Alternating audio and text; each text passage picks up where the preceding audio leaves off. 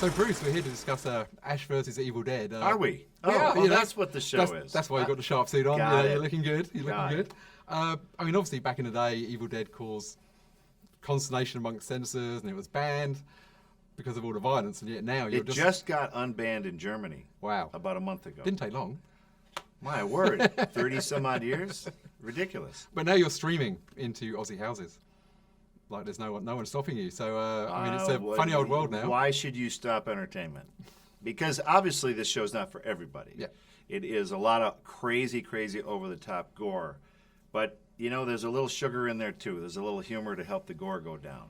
That's our theory. And at the end of the day, none of it is going to be on your 6 o'clock news. Yes. It's not what I would call dreary gore. Yeah. Or sort of mopey gore. Yeah. It's exuberant gore. Fun gore. We project that blood. Our blood is pressurized. So was it fun stepping back into Ash's shoes? Fun is a tricky word. Satisfying, Interesting, yes. Satisfying, yes. Yeah. Fun has never been related to the Evil Dead movies. They're always kind of a pain in the butt to make, just physically, and they take a long time, and nothing is simple. Like there's never you and me just chit-chatting over a pizza. Yeah. There's never a single scene in any of those shows that has anything like that. It would feel really weird if we did that, where nothing happened. Like you didn't get attacked during the course of the scene.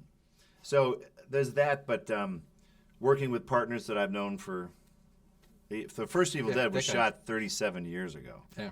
So I can walk into Rob Tappert's office and interrupt him anytime I want. Rob, what's going on? And get the straight news and know that they've got your back. We found a good partner in Stars and Stan and all of their affiliates because they will let us do unbridled material. Yeah. And that's important to the Evil Dead movies. Not for everything.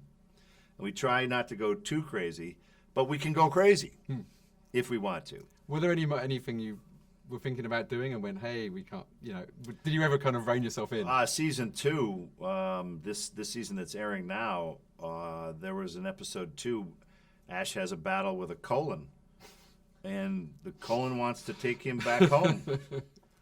And so that's when you read it and you go, how's this going to play out?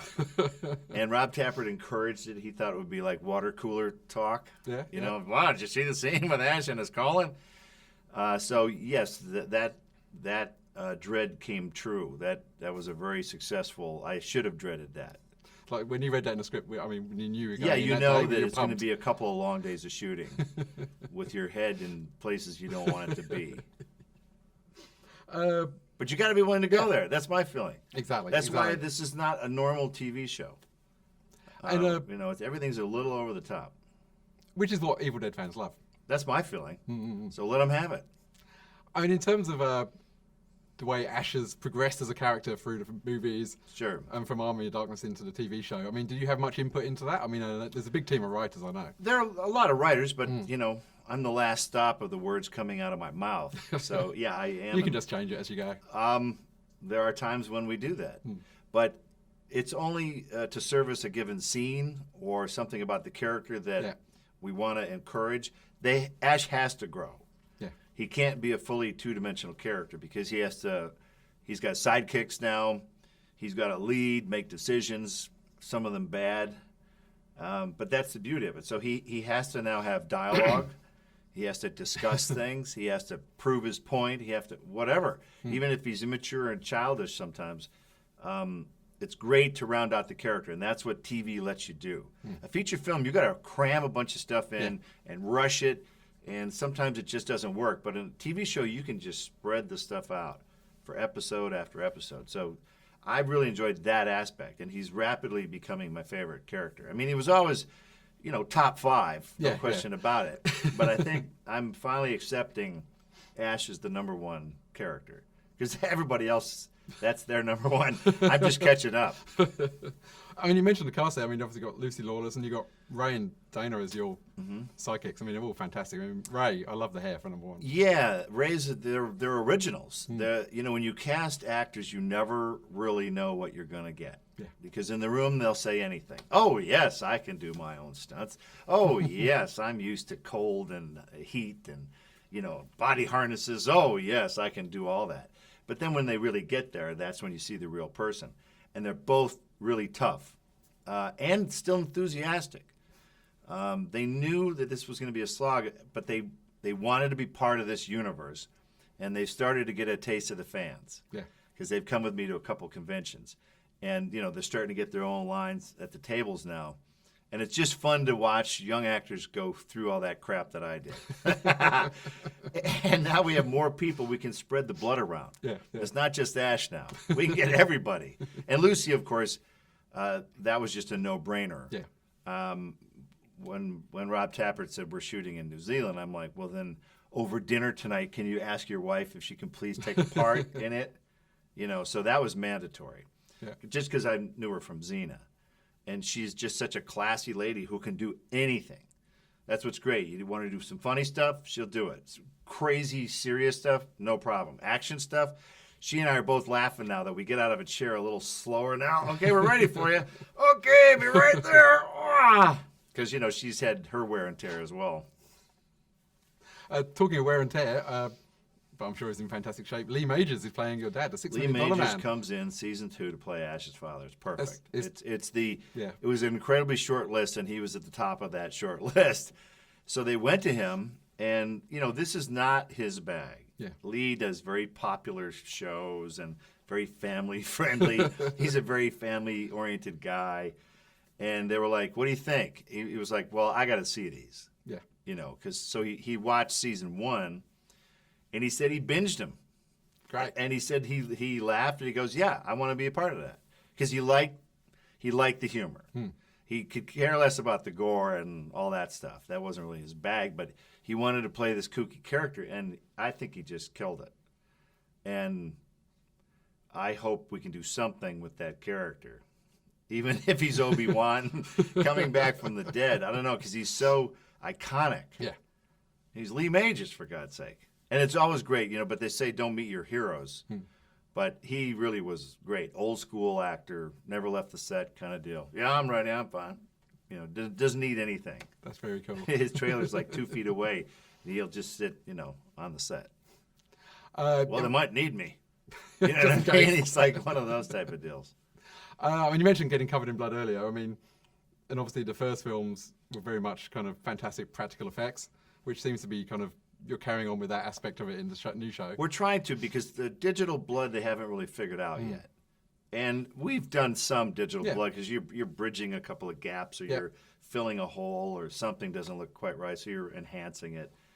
But we try and bring in the pressurized tubes, And what we'll do digitally now is not so much create digital blood, but we'll create the digital to hide the tube that comes out the bottom here. So that when you see it all happen, the blood is really coming out. It's real blood from this source, but we're hiding that. And that's, to me, it's a great use of digital. Yeah. Make the practical work. Because in the old days, we'd have to tape the thing or cut a hole and send it down the back of the shirt, and sometimes you'd see it. Yeah. You couldn't help it. If you had a crew of like one person, "Oh, looks good to me, let's go." There was no one to double check things. So it's a much better use of it now. So that's kind of how we do it, but we still hack and slash, and we have a lot of new blood delivery devices now. It's much more sophisticated. But you can still go old school. You can take a paste brush, dip it in a bucket, and literally go like that. And it'll give you this great speckled splatter. It's a really neat pattern. So Sam Raimi, that's one of his favorites. He'll just do a coffee cup in the face, though, too. That one, the camera, he'll know where his hand is in. Yeah. And then he'll step back about 6 inches, but he's getting maximum, and he's the one throwing it. No one else gets when he's around and it's time for blood. It's, back off, guys. Very talented special effects guys. He's like, "I got this, pal. I got this." But now they have, we call it a viscera cannon. You can stuff anything. It's like an air mortar. You can stuff anything in the end of it, and it'll blow it out. That's going to hurt. Really. 20 feet. Well, yeah.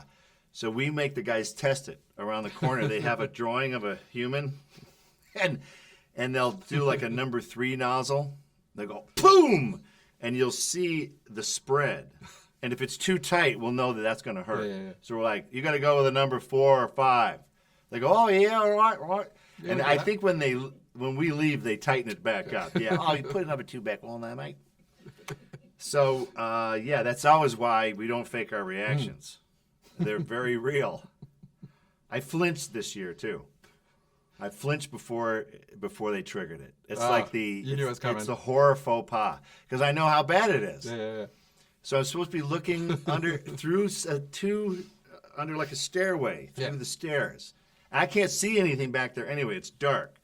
So and I have to just slowly lean in, and they're going to hit it. And when I get to a certain point, and I just went, boom.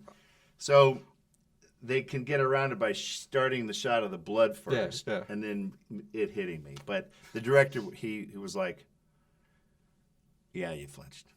Damn it. Yeah, it happens." Yeah. I mean, you're saying it hurts there. I mean, is it something you still enjoy? That whole getting messy? No, I never enjoyed it. Yeah. I enjoy the shower at the end of the day.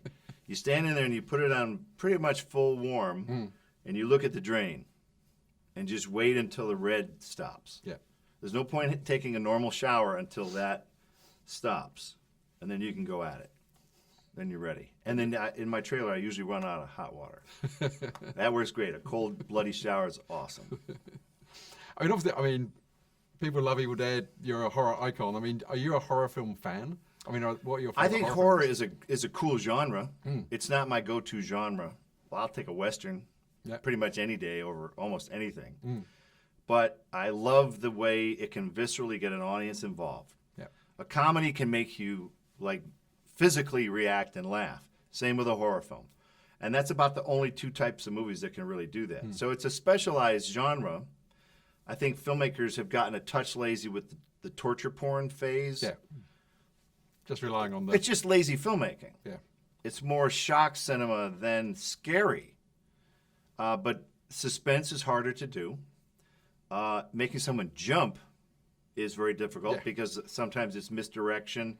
You have to take it in context. You have to get really quiet before you do something. There's a lot of techniques. But so I think filmmakers should go back to maybe not seeing the monster as much. Yeah. Less is more. Yeah, a cameraman complained to me. He goes, the problem with digital is it defies optics. Because a monster will go from here, and then a frame later, he's come out to there. And it's like your eye isn't ready for that yet. So go with the old-fashioned guy in a suit.